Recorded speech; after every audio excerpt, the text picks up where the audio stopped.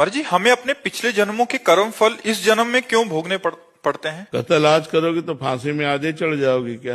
10-5 साल मुकदमा चलता है कि नहीं चलता है?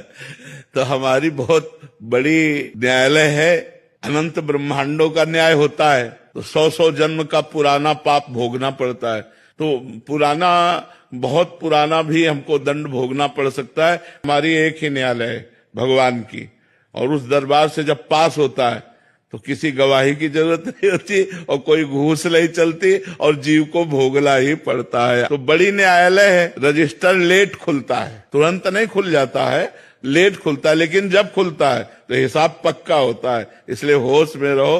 पाप कर्म जो किया वो अंतर ध्यान हो गया और वो तुम्हें समय पर दंड देगा। तो इसलिए पाप कर्म मत करो, अच्छे कर्म करो।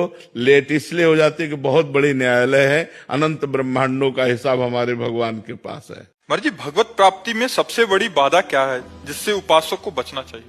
3 बाधाएं, कंचन, कामिनी और कीर्ति। हर इंद्री का भोग होता है। रसेंद्री का अच्छा अच्छा खाना, नेत्रेंद्री का मनमानी देखना, जैसे गंदी बातें देखना भी तो मोबाइल आदि से, कानों से गंदी बातें सुनना। तो भगवान की प्राप्ति के लिए सबसे पहला कामिनी। कामिनी का तात्पर्य स्त्री से ही केवल नहीं होता। जो हमारी बुद्धि कामना से युक्त हो गई वो कामिनी हो गई। अब वो जो कामनाएं करेगी भोग की वो प्राप्त होती जाएंगी, लेकिन भगवान नहीं मिलेगी।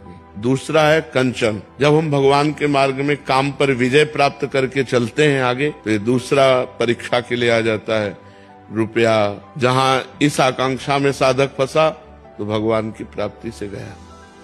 अगर इससे भी विजय प्राप्त कर ले गया तो मेरा नाम विश्व में हो जाए, मेरी कीर्ति हो जाए, मेरा सब कोई नमस्कार करते हुए यशगान करे, यहां मिटिया मिट हो गया। अगर इनको पार कर ले जाए तो फिर सिद्धियां आती हैं। जो रिद्धियों सिद्धियों का भी त्याग कर दे वो भगवान को प्राप्त होता है।